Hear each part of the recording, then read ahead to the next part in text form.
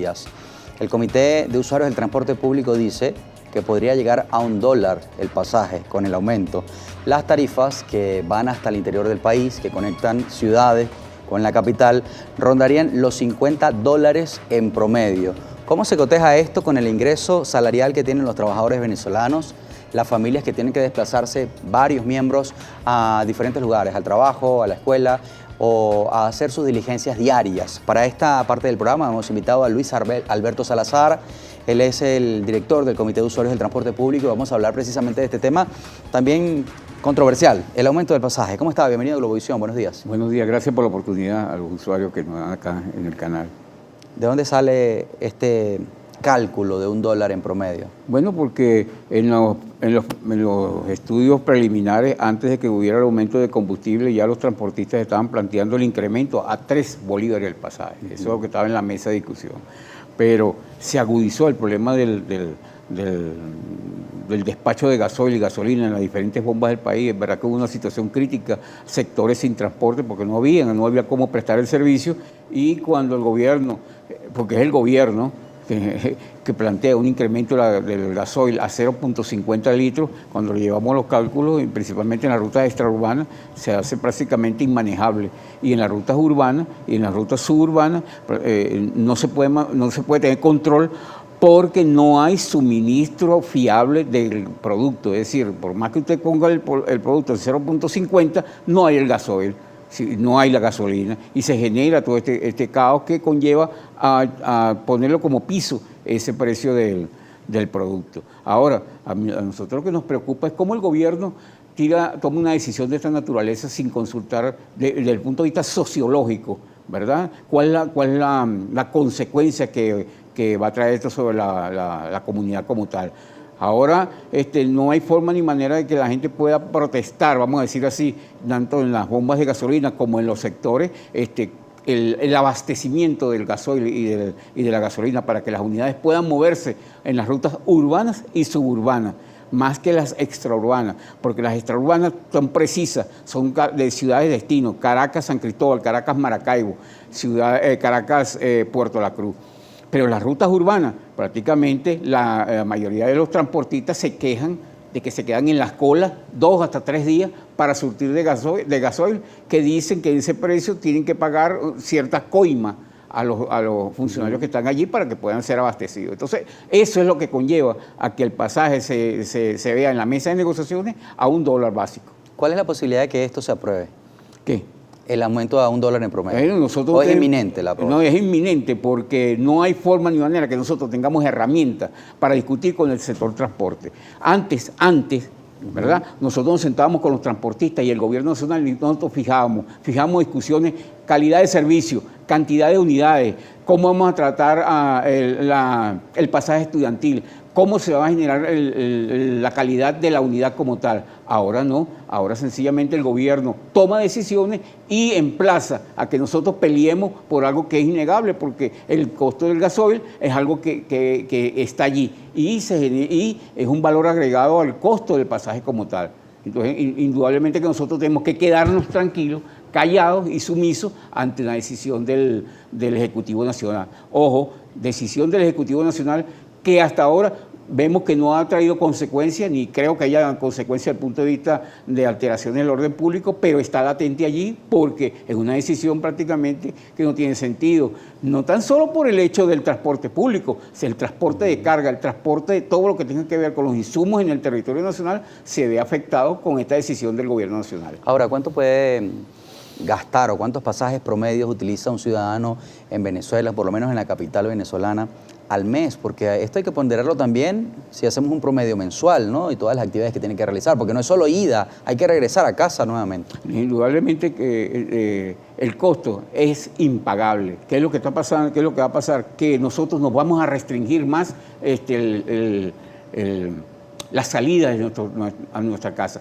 Yo le voy a poner un ejemplo. Fíjense, la gente que nos está viendo de Baruta, hay un sector que en este momento, el Laurel, no tiene servicio. No tiene servicio, ¿por qué? Porque no hay unidades de transporte que presten allí el Laurel coche. ¿Por qué no prestan servicio? Porque la bomba que está destinada con el gasoil para ese sector no tiene el combustible para poder atender el transporte público ahí definido. Entonces, en ese sector del Laurel es el ejemplo clásico de lo que está pasando en todo el país.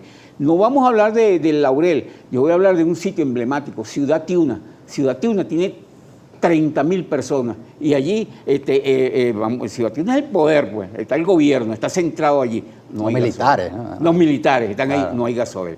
Tenemos problemas para poder sacar a la gente. Entonces, ante esta situación, un sector en Baruta y un sector en el centro del chavismo, que es Ciudad Tiuna, entonces, ¿qué queda para todo el país? Claro. Precisamente, ¿cómo están las cosas en el interior del país? Porque hay debilidades de transporte. Por ejemplo, en el municipio de Sucre, acá del estado Miranda, las camionetas trabajan hasta las 2 de la tarde, por ejemplo. Bueno, ya a las 4 o 5 de la tarde no hay camionetica. Porque se ha generado lo que se llama el trabajo en horas pico. Las unidades trabajan de 6 de la mañana a 9 de la mañana. Se desaparecen y aparecen otra vez en la hora pico de la tarde para poder ahorrar el combustible. Es decir, que en ese trayecto de las 10 de la mañana a 3 de la tarde, las personas, bueno, quedan a la deriva de los mal llamados piratas, porque al fin y al cabo estos son los que están prestando el servicio a grosso modo, pero las rutas como tal no existen. Y hablando del interior, yo le voy a poner un ejemplo.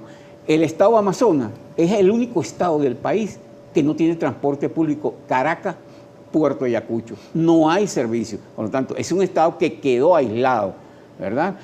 Y en ese trayecto de Caracas a Puerto Ayacucho, las bombas nobles, lo que se llaman las bombas que colocan el combustible, todos los transportistas saben que se encuentran en San Fernando de Apure. Bueno, no hay suficiente combustible para abastecer el transporte público y se quedan varados en el eje hacia Puerto Ayacucho. ¿Quién los surte de retorno? Tienen que comprar la gasolina y el gasoil en Colombia. Ellos son los que surten en esa área. Que para llegar al estado de Amazonas hay que hacer escala, pasar de una ciudad a otra y poder llegar. Desde Caracas, ciudad de Caracas. Sí, no, obligatoriamente es Caracas, San Fernando de Apure, Puerto Páez. Puerto Páez pasas el río Orinoco y de ahí en adelante quedas a merced del servicio local. Más preguntas cuando regresemos. Estamos hablando del transporte público venezolano y el aumento del pasaje. ¿Puede pagar usted $1 cada vez que se monta en una camionetica si tiene que hacer 2, 3 diligencias en el día que necesita la población para su seguridad? Fíjense que el 80% del parque automotor no cuenta con los programas de mantenimiento preventivo y correctivo para poder operar. O sea, estamos en peligro latente cuando nosotros abordamos una unidad, porque como no tiene mantenimiento, los costos son muy elevados, el pago es en dólares, entonces sencillamente se exime de hacer una presentación de seguridad y por lo tanto nosotros estamos expuestos a la calidad del servicio que no existe. Ahora, ¿qué pasa cuando hay un accidente de tránsito, por ejemplo, y está involucrado el transporte público?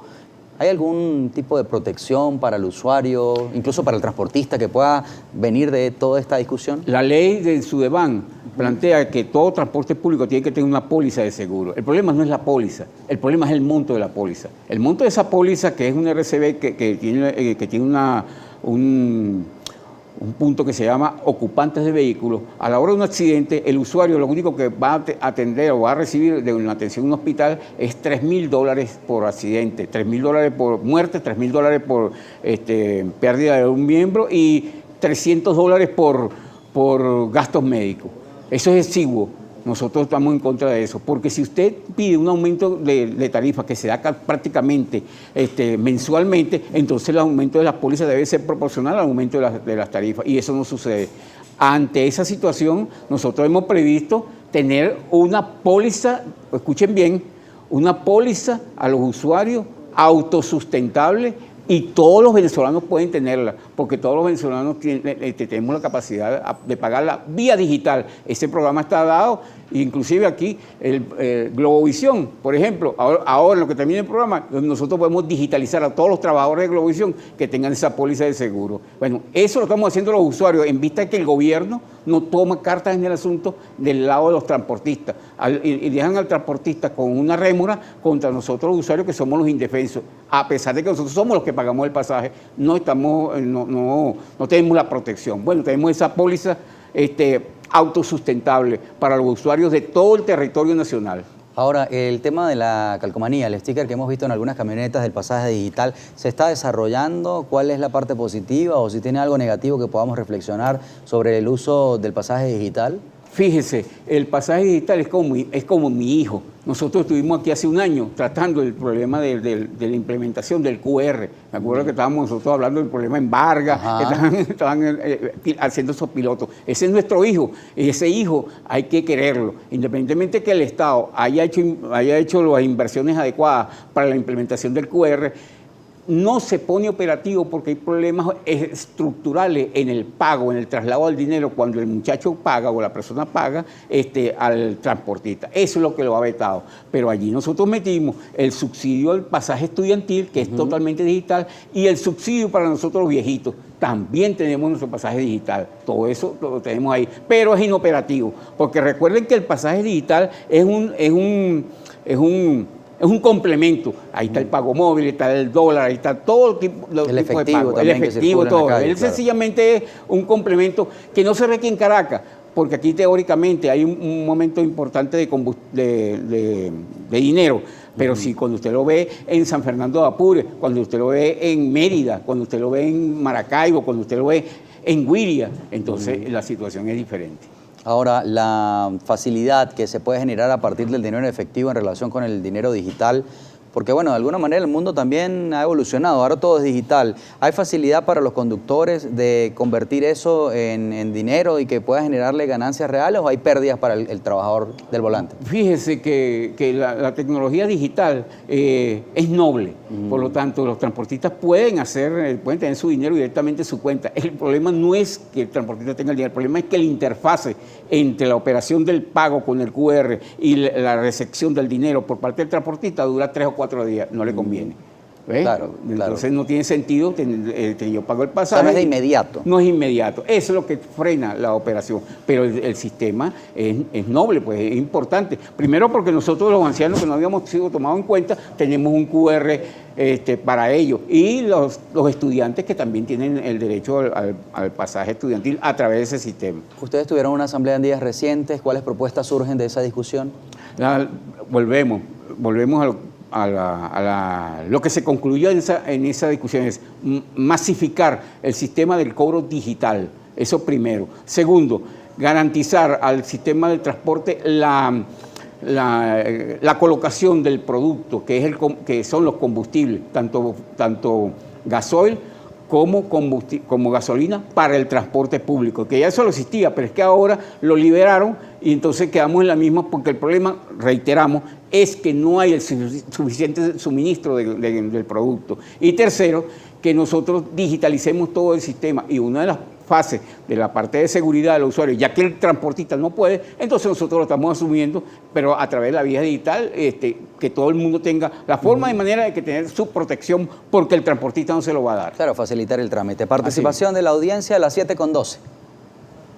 Así es, nuestros usuarios tienen muchas dudas y comentarios. Uno de ellos es el señor José Bracho, quien dice: la solución para el tema del transporte transita por la municipalización del mismo, que las alcaldías asuman de una vez que su prestación con unidas propias. De esta forma se evita el chantaje de las empresas privadas. También el señor Remigio dice por aquí: buenos días, le pregunto al invitado, con llevar ese aumento del pasaje lo que buscan es que el pueblo se le ponga bravo y no diga la palabra correcta de uno, el venezolano, que ya saben. Leonardo Caraballo: eso es impagable, dice. Una persona que se traslade al trabajo en bus necesitará $42 en promedio al mes solo para transporte, pero los transportistas tienen razón en su justo reclamo y pregunta cuál sería la solución.